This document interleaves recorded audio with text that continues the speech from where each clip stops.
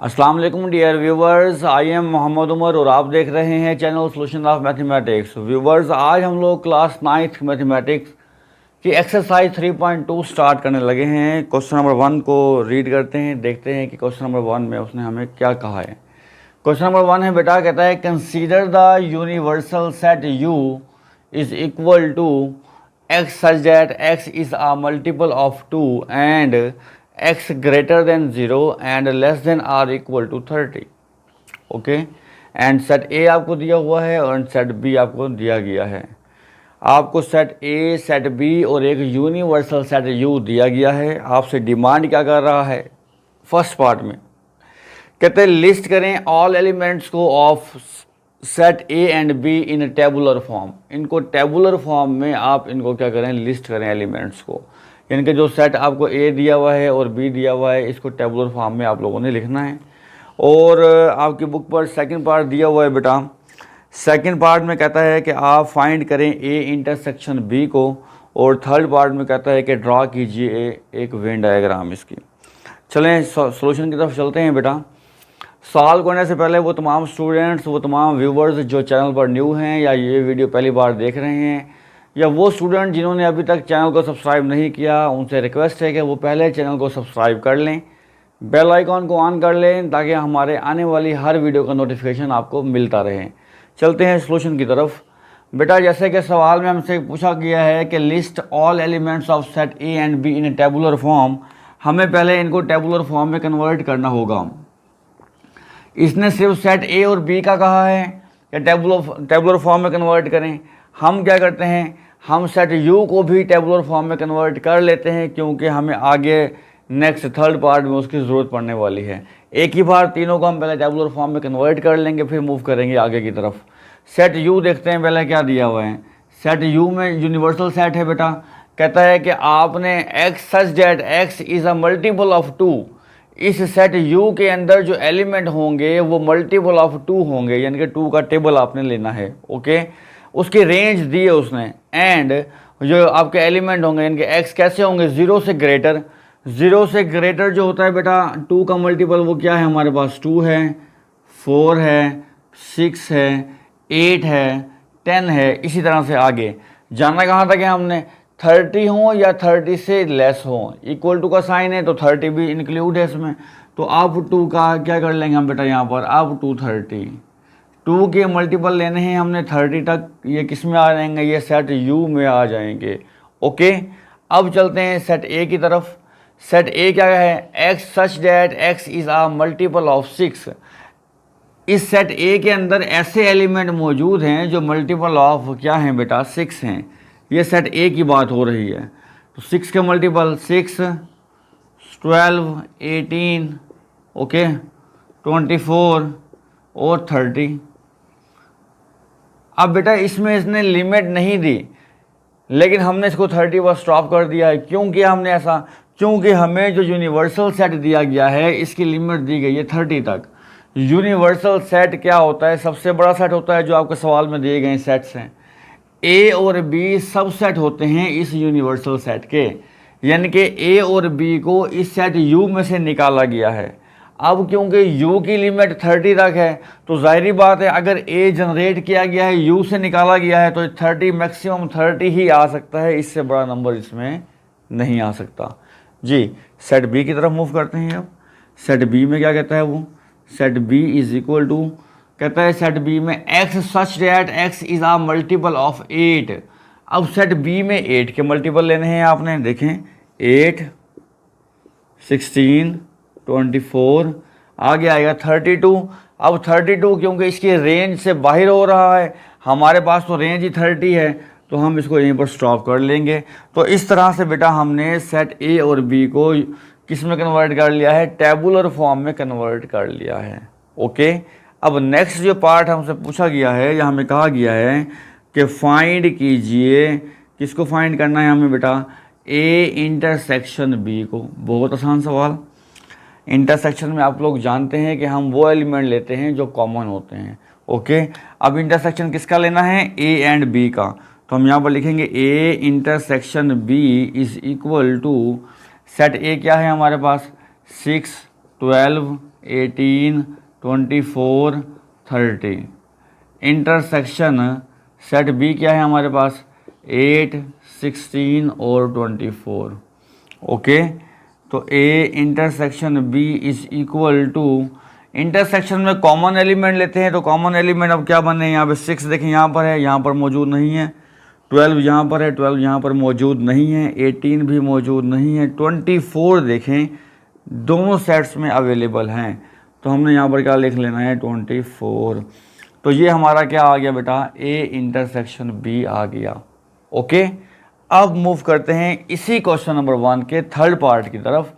Third part में आपको क्या कहता है बेटा, थर्ड पार्ट में आपको कहता है ड्रॉ अ वेन डायग्राम। क्या कहता है, ड्रॉ अ वेन डायग्राम। अब हमने अपने इन्हीं सेट्स को, सेट यू, ए और बी, ये 3 सेट हैं, हमें इसको वेन डायग्राम में ड्रॉ करना है। अब वेन डायग्राम क्या है बेटा, कैसे रिप्रेजेंट करते हैं, ये जॉन वेन साइंटिस्ट का नेम है, इसने अपने नेम से ही वेन डायग्राम को इंट्रोड्यूस करवाया। फर्स्ट टाइम इसने सेट्स को एक डायग्राम की शेप में रिप्रेजेंट करवाया।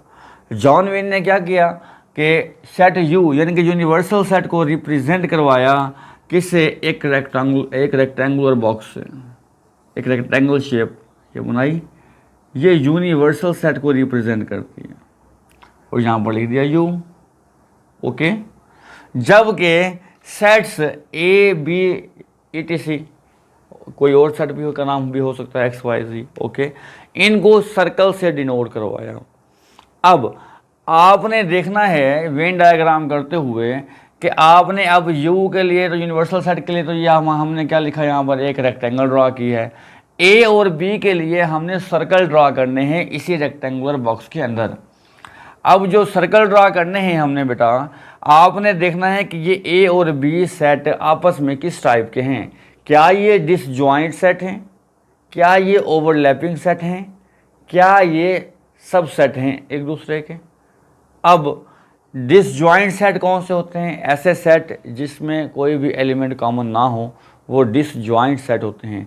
अगर डिसजॉइंट सेट हैं ये ए और बी, तो आपने यहाँ पर सर्कल ड्रा करने हैं दूर दूर, एक सर्कल यहाँ पर ड्रा करना है जो एक दूसरे को टच ना करते हों, क्योंकि उनके अंदर कोई एलिमेंट सेम नहीं है, इसलिए सर्कल भी टच नहीं करेंगे। अगर ये ओवरलैपिंग सेट है, ओवरलैपिंग का मतलब है कोई एलिमेंट इनमें कॉमन आ रहा है, वो जैसे यहाँ पर देखें 24 इसमें भी है, 24 यहाँ पर भी है, ये ओवरलैपिंग सेट है। ओवरलैपिंग सेट की डायग्राम कैसे ड्रा करते हैं, ओवरलैप में आपने एक सर्कल ड्रा करना है बेटा, और दूसरा सर्कल जब ड्रा करना है वो इसी को क्या करेगा, इंटरसेक्ट करेगा। ओके, क्या करेगा, इसको इंटरसेक्ट करेगा। ये फर्स्ट सर्कल जो है ये सेट ए को रिप्रेजेंट करेगा, जो सेकंड है ये सेट बी को रिप्रेजेंट करेगा।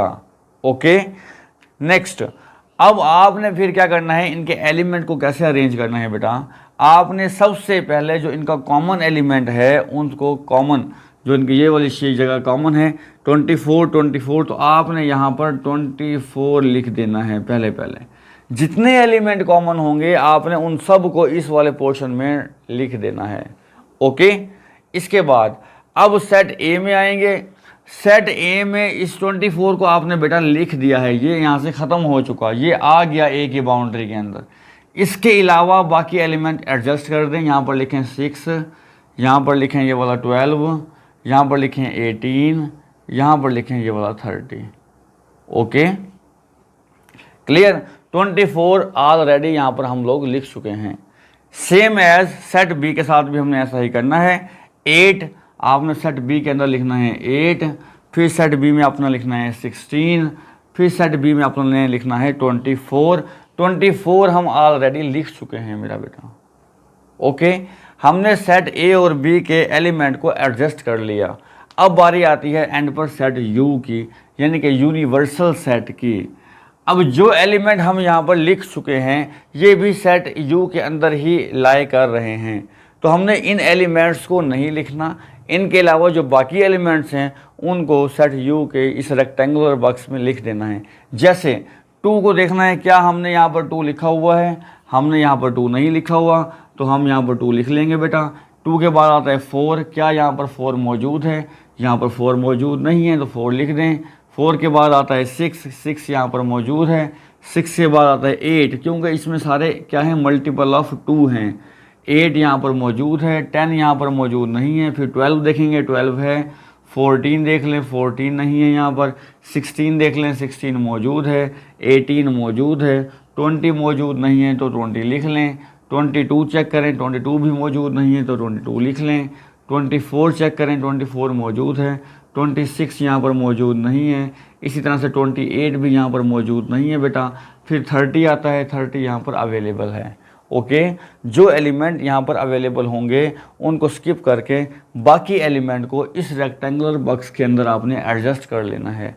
इस तरह से बहुत ही आसान तरीके से हमारी वेन डायग्राम भी ड्रा हो जानी है। क्वेश्चन नंबर 1 हमारा बेटा ख़त्म हुआ। अब चलते हैं क्वेश्चन नंबर 2 की तरफ। क्वेश्चन नंबर 2 है बेटा, let u is equal to x such that x is an integer and x greater than 0 and less than or equal to 150। Okay, कहता है जो सेट u है हमारे पास उसमें इंटीजर हैं। इंटीजर आपको पता है प्लस वाले भी होते हैं, माइनस वाले भी होते हैं नंबर, ऐसे है ना।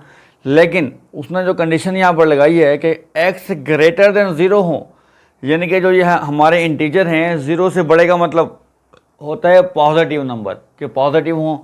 कहाँ तक हों? ये less than or equal to 150 तक हों। ओके, और जी कैसा सेट है? ऐसा set x such that x जिसमें एलिमेंट है 2 की पावर m, 2 की पावर m वाली फॉर्म में, यानी कि 2 की पावर 1 हो सकता है, 2 हो सकता है, 3 हो सकता है, इस फॉर्म में है। ओके, 2 की पावर वाली फॉर्म में फॉर इंटीजर m, जो ये वाला m है ये इंटीजर है बेटा। और इस m की लिमिट क्या है? ये 0 से लेकर 12 तक पॉसिबिलिटीज़ हैं। ओके, नेक्स्ट h क्या है? x such that x is a square, x जो है बेटा वो क्या है? स्क्वायर है। फर्स्ट पार्ट में बुक में हमें क्या कहा गया है बेटा? फर्स्ट पार्ट में कहा गया है list all elements of set g and h in tabular form. आप g और h को टेबुलर फॉर्म में लिखें, g और h को, लेकिन हम तीनों को टेबुलर फॉर्म में लिख लेंगे, फिर आगे भी हेल्प होगी, ऐसे है ना। तो मैं यहाँ पे हेडिंग दे लेता हूँ, इन टेबुलर फॉर्म। ओके, अब टेबुलर फॉर्म पहले u की लेते हैं बेटा। सेट u क्या कहता है? वो आपको सेट u में कहा गया है आपको आपने इंटीजर लेने हैं। क्या लेने हैं बेटा? इंटीजर लेने हैं। और उसकी लिमिट क्या है? 0 से ग्रेटर। 0 से ग्रेटर जो इंटीजर है वो 1, वो 2, वो 3, कहाँ तक जाना है आपने बेटा? आपने जाना है 150 से लेस भी तक या इक्वल। लेस और इक्वल का मतलब है कि आपने 150 तक जाना है, इक्वल टू, और इससे लेस सारे अवेलेबल हैं यहाँ पर। ओके, अच्छा जी में चलते हैं यार बेटा। अब जी को समझना है आपने, सेट जी में कैसे एलिमेंट हैं हमारे पास। सेट जी में जो एलिमेंट मौजूद हैं वो 2 की पावर m वाली फॉर्म में है। और m कहाँ पर से शुरू हो रहे हैं बेटा? 0 से शुरू हो रहे हैं। m कहाँ से शुरू हो रहे हैं? 0 से, यानी कि 2 की पावर 0, 2 की पावर 1, 2 की पावर 2, 2 की पावर 3, 2 की पावर 4, 2 की पावर 5, 2 की पावर 6, 2 की पावर 7। बेटे इसने लिमिट तो दी है यहाँ पर m की 12 तक, लेकिन हमने 7 पर क्यों स्टॉप किया? इसके रीज़न आपको अभी बताता हूँ। इसे मैं मज़ीद सिंप्लीफाई करूँगा बेटा जी को। जब हम इसको सिंप्लीफाई करेंगे, 2 की पावर 0 होती है 1, 2 की पावर 1 होती है 2, 2 की पावर 2 होती है 4, 2 की पावर 3 होती है 8, 2 की पावर 4 होती है 16, 2 की पावर 5 होती है 32, 2 की पावर 6 होती है 64 और 2 की पावर 7 होती है बेटा 128। अगर मैं लेता हूँ 2 की पावर 8 तो वो आएगा 256। 2 की पावर 8 कितना होता है? 256। लेकिन हमारा यूनिवर्सल सेट क्या कहता है कि आप 150 तक रहें। इसकी लिमिट कहाँ तक है बेटा? 150 तक रहें। अगरचे उसने हमें ज़्यादा दिए हैं 12 तक, लेकिन हम वो वाले एलिमेंट नहीं ले सकते, क्योंकि जी और जो एच हैं बेटा ये सब सेट हैं सेट यू के। यूनिवर्सल सेट के। हमें लिमिट लेनी होती है यूनिवर्सल सेट की, 150 तक हमने रहना है। तो इसकी रेंज तक जितने एलिमेंट, जितनी पावर्स हम ले सकते हैं, हमने उतनी पावर्स बेटा ले ली हैं यहाँ पर। इस तरह से सेट जी टेबुलर फॉर्म में आ गया। अब चलते हैं एच पर। सेट एच क्या कहता है? सेट एच कहता है बेटा x such that x is a square. X में स्क्वायर मौजूद हैं।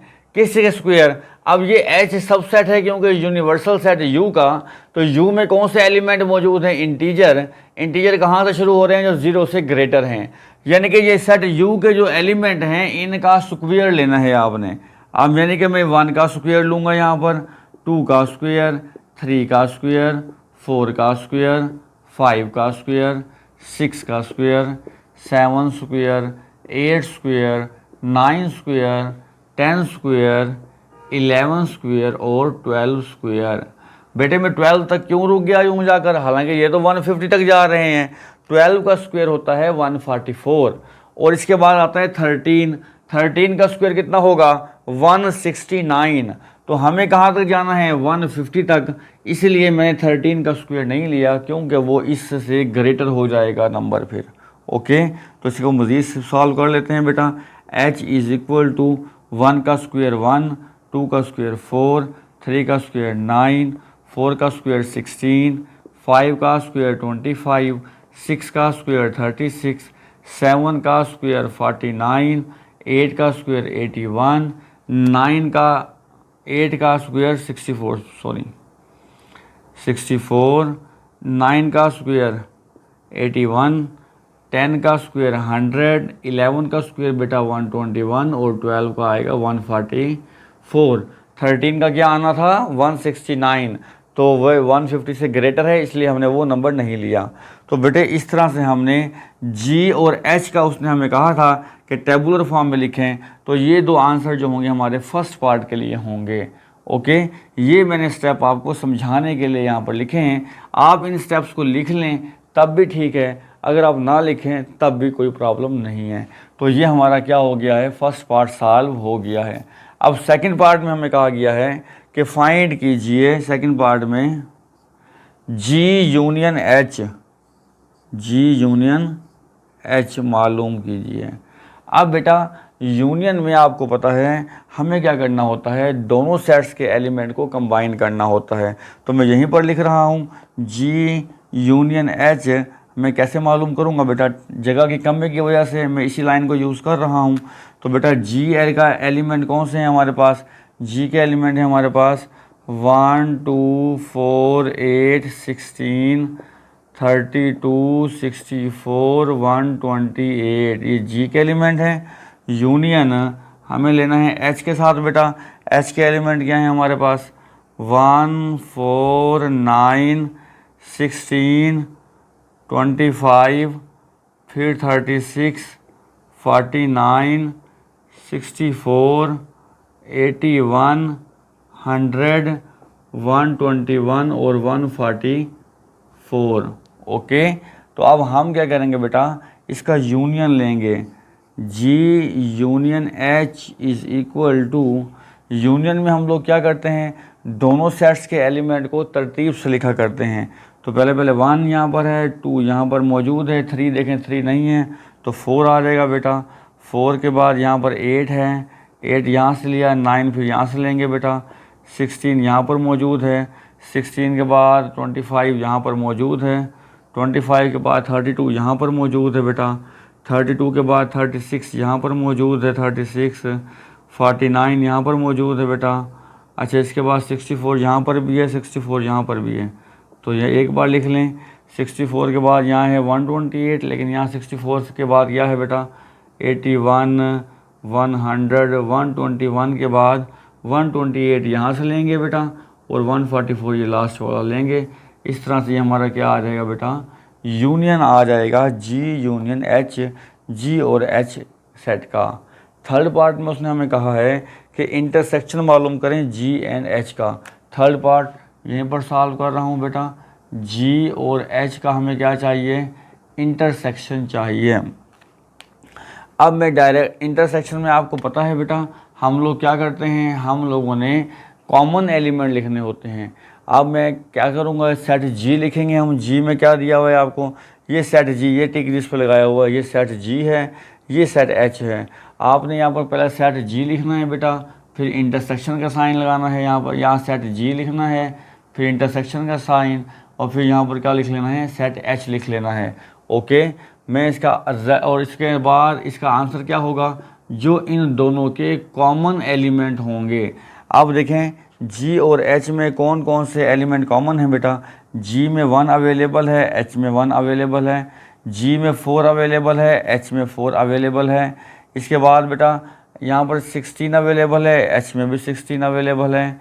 32 यहाँ पर है, 32 यहाँ पर नहीं है। 64 यहाँ पर अवेलेबल है, फिर 64 यहाँ पर भी अवेलेबल है। इसके बाद 128 यहाँ पर अवेलेबल है, 128 यहाँ पर अवेलेबल नहीं है। तो बेटे जो कॉमन एलिमेंट हुए हमारे वो कौन से हुए, वो हुए 1, 4, 16 और 64। बेटे ये हमारे कॉमन एलिमेंट हैं, ये आंसर होगा जी इंटरसेक्शन एच का। ओके, इस तरह से बेटा हमने क्वेश्चन नंबर 2 को भी सॉल्व कर लिया। बहुत आसान क्वेश्चन है, लेकिन सिर्फ प्रॉब्लम क्या है, आपको टेबुलर फॉर्म में कन्वर्ट करना आना चाहिए। ये जो फॉर्म दी गई है हम इसे सेट बिल्डर नोटेशन बोलते हैं, या सेट बिल्डर मेथड भी बोलते हैं इसे। तो बेटे सेट बिल्डर मेथड से या नोटेशन से कन्वर्ट करना है आपने पहले टेबुलर फॉर्म में। टेबुलर फॉर्म में कन्वर्ट करने के बाद जो ऑपरेशन उसने कहा है, यूनियन का है तो आप यूनियन ले लें, इंटरसेक्शन का है तो आप इंटरसेक्शन ले लें।